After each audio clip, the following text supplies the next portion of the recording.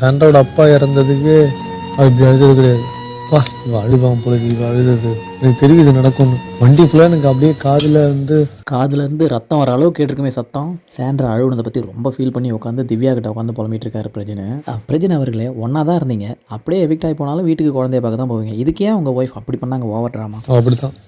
ஓ அப்போ சரி விடுங்க. திவ்யா கூட உட்காந்து பேசிகிட்டு இருக்காரு, புலம்பிட்டு இருக்காரு. அவங்க அப்பா இருந்தது கூட அவள் அப்படி அழுவுனா, ஆனால் கம்பேரிட்டிவ்லி இந்த அளவுக்கு இல்லை அப்படின்னு. ஐயோ வெளியில் எல்லாருக்குமே இதே ஃபீலிங் தாங்க. ஏன் இவ்வளோ அப்படி எதுவும் ஆயிரலையே, எல்லோரும் தனித்தனியாக இருக்காங்க, நீங்கள் ஒன்றா தான் இருந்துட்டு போனீங்க. அது ஏன்னா சாண்ட்ரா பயந்துட்டாங்களாமா அப்படி சொல்கிறாரு இவர். எனக்கு தெரியும் பிக்சரு, பட் ஆனால் அதை யார்ட்டும் சொல்லவும் முடியாது. ஏங்க பார்த்தாலே நம்ப முடியலைங்க, சொன்னால் எப்படிங்க நம்புவார்? அதுக்கு திவ்யா சொல்கிறாங்க, அப்படி இல்லை, ஒரு விஷயம் தப்பாக போயிட வேணான்னு பார்த்துருப்பாங்க அப்படின்னு சொல்கிறாங்க.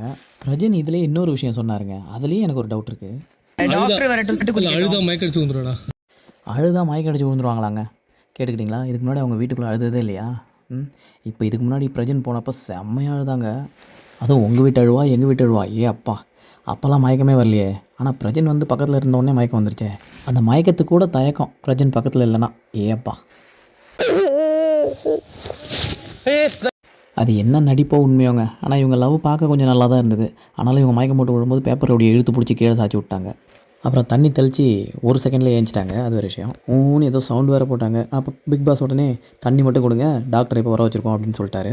இந்த மயக்கத்தை பற்றி நீங்கள் என்ன நினைக்கிறீங்க? ஐயோ ஒரே மீம்ஸுங்க. அந்த மீம்ஸுக்கெல்லாம் தனியாக ஒரு வீடியோ போடுறேன்.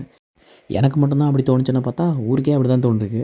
இவங்களோட தீவிர ஃபேன்ஸ் மட்டும்தான் இல்லை அது உண்மைதான்னு சொல்லிட்டு தர்றாங்க. நீங்கள் என்ன நினைக்கிறீங்கன்றதை கமெண்ட்டில் சொல்லுங்கள். இது உண்மையா? அங்கே அவ்வளோ ரணகாலத்தில் இங்கே ஒரு 2 பேருக்கு கிளிகிழப்பு பார்த்தீங்களா? மயக்கம் போட்டு விழுந்த அந்த ஜோடி இருக்கட்டும், மயக்கத்திலே இருக்கிற இந்த ஜோடி எப்போ விழுவாங்க, இவங்க யாருன்றது தெரிஞ்சால் கமெண்ட்டில் சொல்லுங்கள்.